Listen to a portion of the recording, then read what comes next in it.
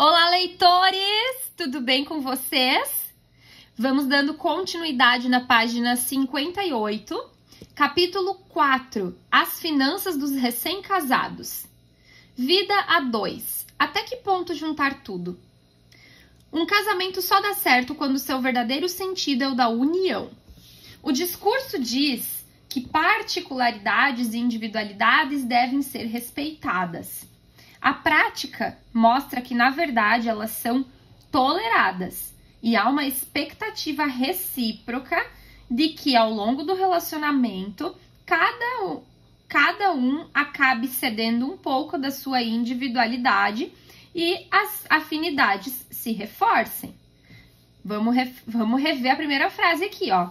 Um casamento só dá certo quando seu verdadeiro sentido é o da união. O mesmo vale para as finanças do relacionamento.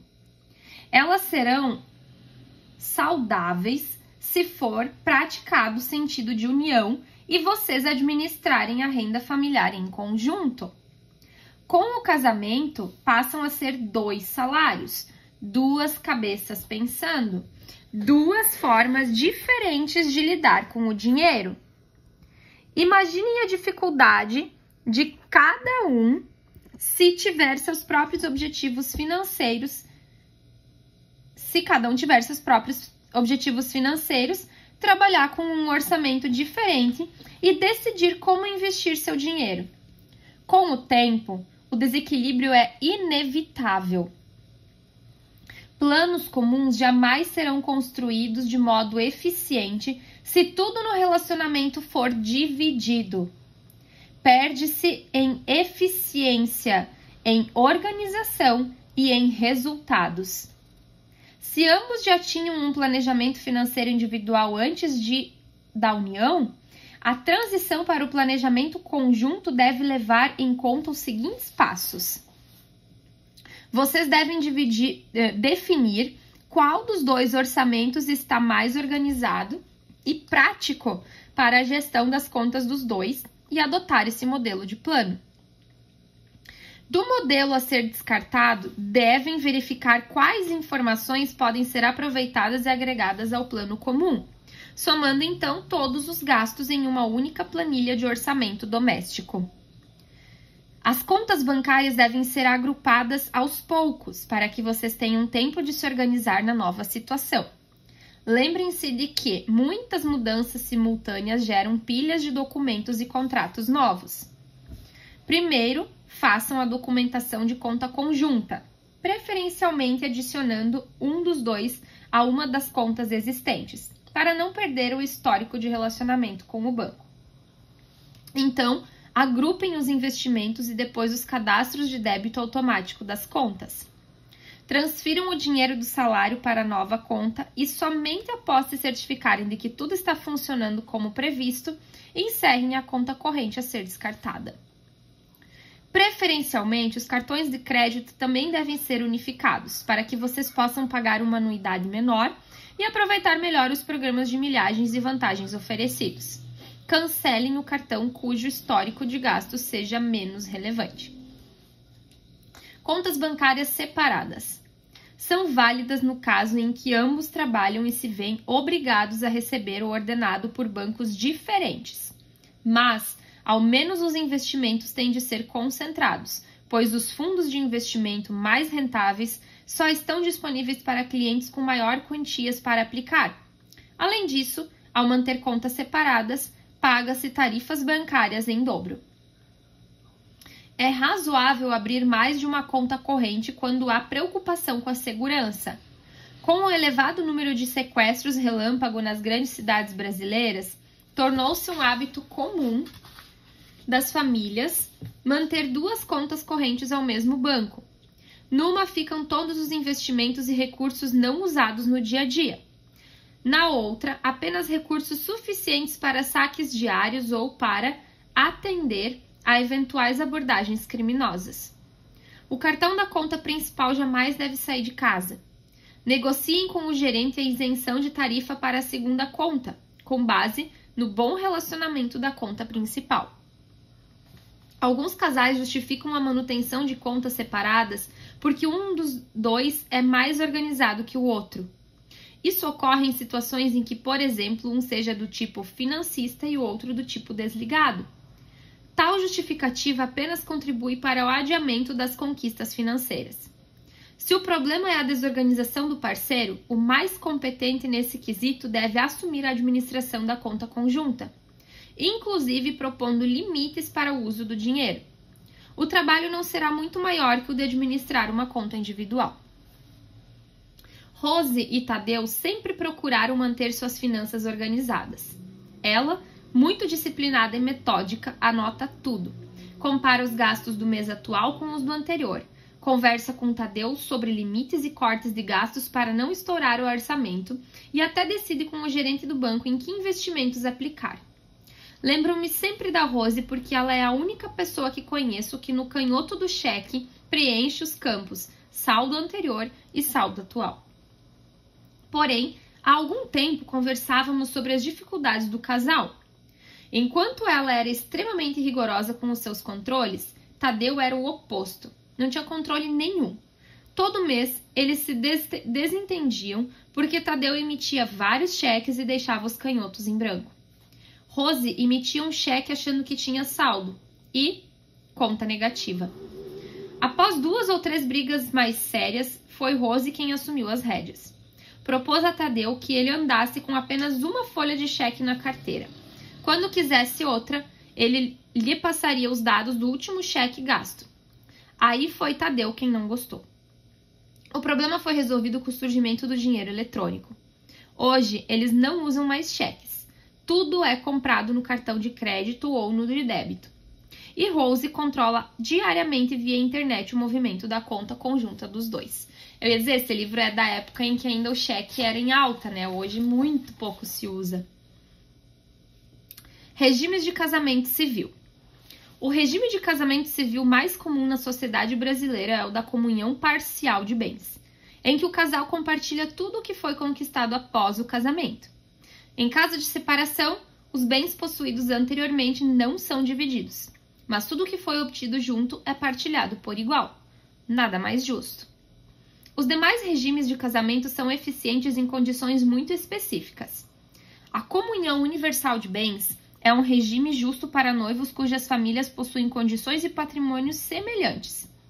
Bens anteriores ao casamento e heranças são comuns aos dois, sendo divididos igualmente em caso de divórcio. E a separação total de bens é sugerida em situações em que um dos noivos tem um patrimônio e uma renda muito superior ao do outro, e cada um possui certa independência financeira, como no caso de artistas e profissionais de grandes projeções. É coerente que as finanças de cada um sejam mantidas separadas. Como em toda situação em que há uma parte financeiramente favorecida, é elegante que a sugestão por esse regime de casamento parta do mais fraco. No caso, quem tiver menor renda e patrimônio. Esperar que a parte do outro é criar oportunidades para o desconfortável clima de desconfiança, o grande problema das discussões sobre dinheiro em família. O caminho a seguir, então, é aquele que traduz na essência o sentido do casamento: unir e compartilhar. Vocês começarão com o pé direito se desde o começo ambos construírem sonhos e planos comuns, elaborarem e respeitarem um orçamento familiar, forem disciplinados em relação aos investimentos familiares, mantiverem as contas em dia e celebrarem a conquista de metas financeiras. Início do planejamento financeiro. Algumas pessoas pensam que o planejamento financeiro, que também chamam de projeto de independência financeira, requer a ajuda de especialistas com elaboradas ferramentas de análise e capacidade de prever o futuro. Essa é uma ficção decorrente da dificuldade que muitos têm em lidar com números e tabelas, pois a educação financeira, infelizmente, ainda não é uma realidade nas escolas brasileiras em todos os níveis. Na verdade, a tecnologia empregada em um planejamento dessa natureza utiliza nada mais que ferramentas de matemática financeira básica, com conceitos e formulações compatíveis com a matemática estudada no ensino médio. Se aquilo que se ensina nas escolas fosse exemplificado com casos cotidianos das famílias, É provável que grande parte dos brasileiros ingressassem em seu primeiro emprego com planos de independência financeira ao menos esboçados. Esse é um pequeno passo a ser dado para construirmos um Brasil mais rico. Quero dedicar esse capítulo a provar 2 fatos. 1. Qualquer casal pode fazer o próprio planejamento financeiro se dedicar alguns minutos por semana ao seu futuro. 2. O planejamento financeiro familiar não pode ser complicado. Após dedicar algumas poucas horas à sua elaboração, basta fazer pequenos ajustes periódicos, talvez semestralmente, nas metas para orientar a vida para o caminho da prosperidade. Tais ajustes seriam decorrentes de mudanças nos salários, na rentabilidade dos investimentos, na inflação e nos objetivos do plano. Se o controle financeiro familiar for difícil demais e lhes tomar muito tempo, vocês tenderão a abandoná-lo para aproveitar melhor os momentos de lazer. É notório o fato de que para enriquecer é preciso aprender a gastar. Sua riqueza não depende do que vocês ganham, mas sim de como gastam. Se com uma renda baixa vocês conseguirem construir com dignidade um padrão de vida saudável e feliz, conscientes de que poderão mantê-lo no futuro, estarão em situação bem melhor do que executivos que ganham rios de dinheiro, mas gastam tudo para manter um nível de vida elevado e ficam à beira de um infarto quando têm o emprego ameaçado. Alguns pontos são essenciais no planejamento financeiro. 1. Controle de gastos. 2. Estabelecimento de metas. 3. Disciplina com investimentos. 4. Ajustes referentes à inflação e mudanças na renda. E 5. A administração do que se conquistou. Abordarei a seguir em detalhes cada um dos passos para que vocês tenham as finanças organizadas e saudáveis, além de propor algumas interpretações racionais para decisões tipicamente emocionais. Orçamento. Dá para cortar? O primeiro passo para poupar é fazer sobrar dinheiro. Tenho certeza de que boa parte dos motivos para o fato de não sobrarem recursos para poupar não está nos grandes gastos do orçamento, está nos pequenos, aqueles que fogem do controle. Todos sabem quanto ganham e quanto pagam de aluguel, prestações, escola, transporte, supermercado. Mas muitos se assustam no final do mês, quando as contas entram no vermelho, porque os pequenos gastos diários com padaria, feira, presentes, banca de jornal e outros somam-se e criam um rombo no orçamento. Passar a controlar esses gastos requer intensa disciplina durante um curto período de tempo, até que comecemos a prestar mais atenção neles. Minha sugestão: ponham no papel todos os gastos que vocês tiveram durante um mês. Sejam rigorosos, andem com uma folha de papel na carteira e anotem tudo, das caixinhas dadas ao flanelinha à moeda perdida no ônibus. No fim do mês, montem uma planilha. Pode ser no computador, na agenda ou mesmo em um caderninho, com a relação de todos os tipos de gastos mensais. Percebam como é impressionante a soma dos valores que não relacionamos em nosso orçamento. Quando tiverem a relação de todos os gastos, vejam se não esqueceram de anotar as seguintes contas. Aí ele passa aqui uma relação de todas as contas: aluguel, condomínio, escola, plano de saúde, INSS, IPTU, IPVA, impostos, contribuição sindical, seguros, pensões e dízimos, faxineira, empregada, energia, água, gás, telefone, internet, TV a cabo, refeição, mercado, padaria, feira, lavanderia, médico, remédio, vestuário, lazer, estética, academia, higiene, mensalidade do clube, tarifas bancárias, plano de previdência, capitalização, revistas e jornais, loterias, gorjetas e caixinhas, presentes, extras diários, reservas daí para trocar o carro, férias, celebrações e educação. Alguns gastos podem optativamente ocorrer de uma única vez ou serem parcelados por vários meses, como IPTU, IPVA e seguros. Em geral, os juros não compensam o parcelamento. Optem por ele apenas se vocês não tiverem reservas para o pagamento à vista ou se o dinheiro estiver aplicado em investimentos com rentabilidade sensivelmente superior aos juros cobrados na época da escolha, pelo menos 0,2 ao mês acima dos juros. A constituição de reservas para aquisição ou troca de bens não é ainda um hábito muito difundido, mas é importante para o melhor desempenho do seu dinheiro, mesmo que não se saiba ao certo quanto poupar nem por quanto tempo. Na pior das hipóteses, dividam o valor do bem pelo número de meses que desejam poupar. Os recursos para uma finalidade específica podem ser investidos separadamente em um fundo que escolherem somente para esse objetivo.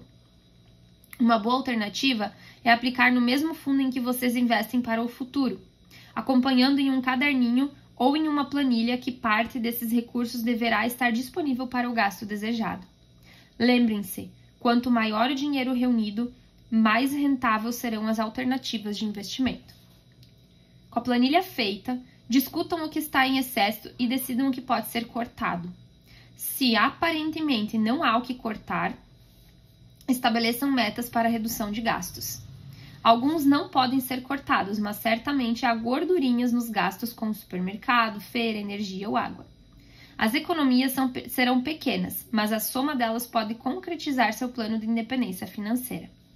Mais adiante, na seção Onde Economizar, apresento algumas sugestões para a redução de gastos no orçamento que nem sempre são óbvias. Imponha limites a cada categoria de gastos e siga esses limites com precisão. Incluam em sua planilha a meta mensal de investimentos. Não importa se vocês optarem pelo valor mensal ou por um percentual de salário. E paguem-se primeiro, isso é, poupem o valor mensal previsto assim que receberem o salário. Os investimentos passarão a ser a prioridade número 1. Todas as demais contas devem adequar-se ao projeto de independência financeira do casal.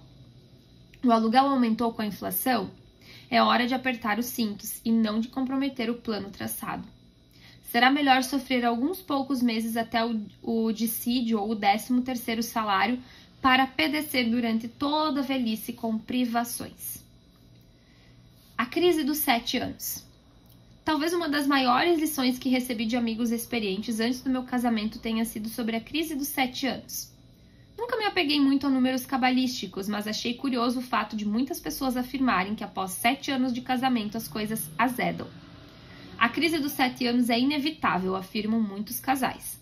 Senti um grande alívio quando um casal de amigos com vários anos de casamento muito feliz nos explicou, a mim e a Adriana, de forma bem humorada, os motivos para a ocorrência da crise. Segundo eles, com o tempo, muitos dos detalhes charmosos do lar do casal se desfazem. No começo, tudo é novo e reluzente. Enxoval, faqueiro lustruoso, copos de cristal para servir as visitas, todos os eletrodomésticos em perfeito funcionamento.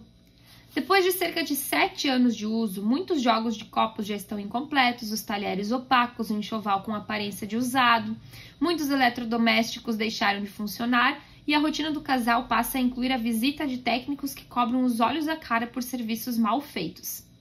Muitas lâmpadas da casa se queimam e os insistentes pedidos para que o maridão as troquem soam como implicância. As paredes precisam de pintura, mas dá para continuar vivendo assim. As portas rangem, os ralos estão entupidos, o filtro d'água está com defeito, enfim, um sem número de problemas transformados a outrora ninho do amor em um cafofo caindo aos pedaços. Esses problemas não são notados, pois vão ocorrendo aos pouquinhos ao longo do tempo. Por volta dos 7 anos de casamento, parece que o charme e o romantismo acabaram, mas a grande verdade é que foi o dinheiro que encurtou. O bom é que a crise dos 7 anos pode ser evitada. Não é trabalhoso, mas envolve alguma disciplina, mais uma vez com os olhos no futuro. O casal deve incluir em seu orçamento recursos para formar uma poupança destinada a reformar a casa de tempo em tempo. Alguns optam por trocar tudo de uma vez após 7 ou 8 anos de casamento. Ótimo! É como casar de novo, renovar sonhos, curtir a emoção de ter novidades na vida. O caminho a ser evitado é justamente o da acomodação. Não existe o estamos bem assim. A vida depende de renovação. Estabelecendo metas. Quando você se propõe organizar e controlar com mais carinho sua vida financeira, o objetivo principal certamente é viabilizar a conquista de sonhos. Se tiverem sucesso nessa proposta, seguramente conquistarão o objetivo secundário de não sofrer com dificuldades financeiras.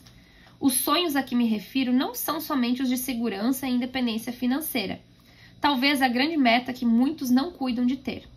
Existem metas intermediárias que, mesmo que não sejam estipuladas a dois, custarão muito mais caro se forem financiadas por bancos ou financeiras, e não com os próprios recursos. Se, por exemplo, o sonho de vocês é comprar um carro, vejam qual a melhor opção de pagamento. Se para a compra do carro vocês resolvessem poupar R$300 por mês em uma aplicação com rendimento líquido mensal de 0,6%, acumulariam em 5 anos R$ 21.589,42. A soma dos depósitos nesses 60 meses seria de R$18.000. Mas os rendimentos da aplicação teriam trabalhado para vocês e viabilizariam a compra de um automóvel melhor. Se vocês, porém, optassem por comprar hoje um automóvel de R$ 21.589,42, financiado em 60 meses a juros de 0,6% ao mês, pagariam 60 prestações de R$ 429,54.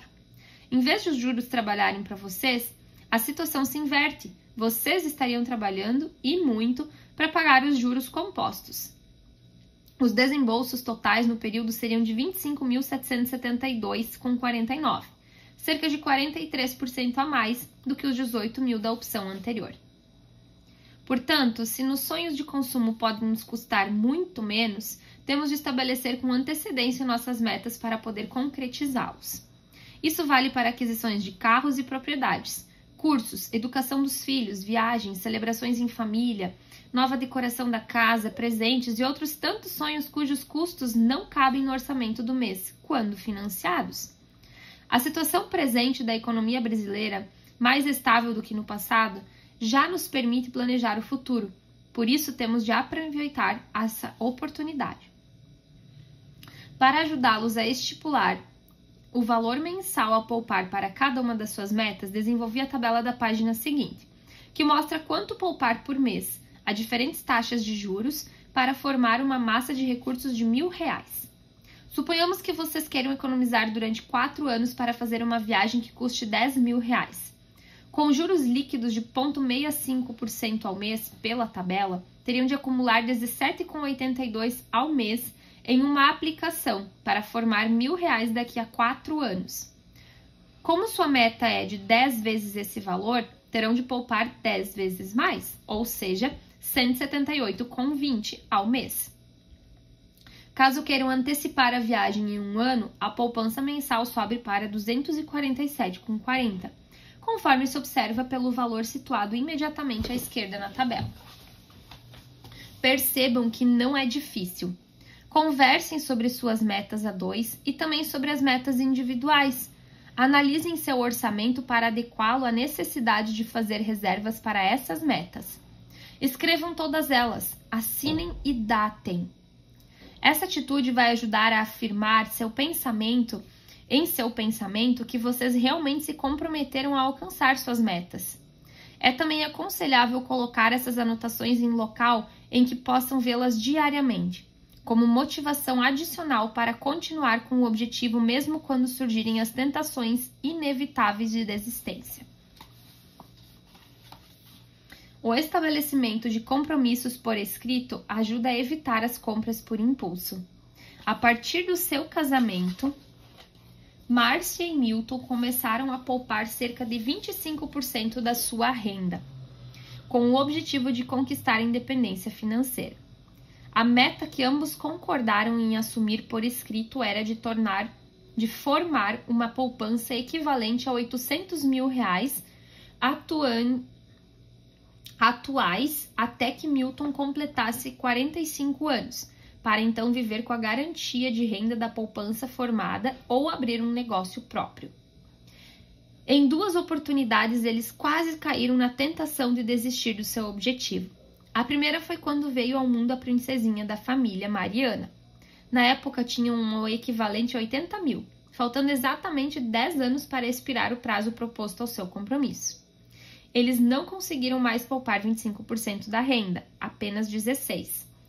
Refazendo os cálculos, o casal notou que precisaria ser um pouco mais seletivo em seus investimentos, pois seria necessário obter rendimentos médios de 0,7% ao mês líquidos para alcançar o objetivo. Até então, conseguiam obter apenas 0,55%. Milton propôs retirar 2.000 da poupança para ambos se inscreverem em um curso de finanças pessoais e investimentos. Aplicaram tão bem seu conhecimento que recentemente, ao completar 42 anos, Milton fazia comentários sobre o bem-estar de terem acumulado 750 mil. Conseguiram formar os 800 mil em mais 6 meses, 2 anos e meio antes do prazo. Mesmo assim, ele me falava da importância de ter a meta por escrito, pois há 2 anos pensaram de novo em desistir do seu objetivo, dessa vez ao receber uma proposta de compra de um sítiozinho maravilhoso de um colega de trabalho. Eles tinham dinheiro para comprar à vista, mas o contrato os fez resistir à tentação de seguir com o plano. Hoje, poupam 18% do que ganham. 13% vão para a poupança do sítio e 5% para o projeto de independência financeira. Ambas as metas estarão conquistadas até os 45 anos do Milton. Independência financeira. O futuro garantido. Um dos momentos críticos da vida profissional é aquele em que se começa a sentir sinais de esgotamento em relação à carreira. Muitos conquistam a renda desejada abrindo mão da satisfação pessoal e passam anos trabalhando assim. O salário é uma forma de indenização, afinal. Mas a idade avança. O pique não é o mesmo, e tudo o que esses profissionais queriam na vida seria poder reduzir o ritmo. Certamente vocês já ouviram comentários desse tipo. O drama é que a grande maioria das pessoas não pode se dar ao tal luxo, pois são escravos da sua renda. Se pararem de trabalhar ou sofrerem redução de salário em uma eventual mudança de emprego, não conseguirão manter o padrão de vida. E a sonhada aposentadoria passa a ser adiada cada vez mais. A insatisfação faz a saúde deteriorar-se rapidamente. Muitos chefes de família perdem a vida por não aguentar esse sofrimento. Felizmente, é possível mudar o quadro. Se vocês decidirem não contar mais com a sorte e encarar a possibilidade de enriquecer por escolha, de forma planejada, poderão ter um futuro muito mais próspero em todas as áreas da vida. Nem todos os problemas podem ser prevenidos ou evitados, mas vocês podem, hoje, escolher pelo menos não ter dificuldades financeiras, que muitas vezes desencadeiam outros tipos de problemas. A sensação de riqueza se mede pelo estado de espírito e não pela conta bancária. É rico quem tem uma vida feliz, saúde para vivê-la e também uma renda garantida para manter essa felicidade conquistada ao longo da existência.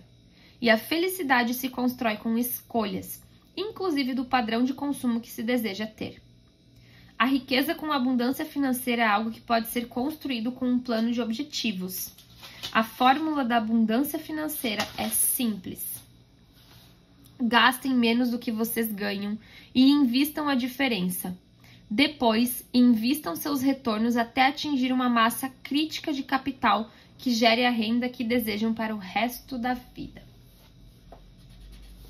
E paramos hoje na página 72, que é onde daremos continuidade na próxima leitura.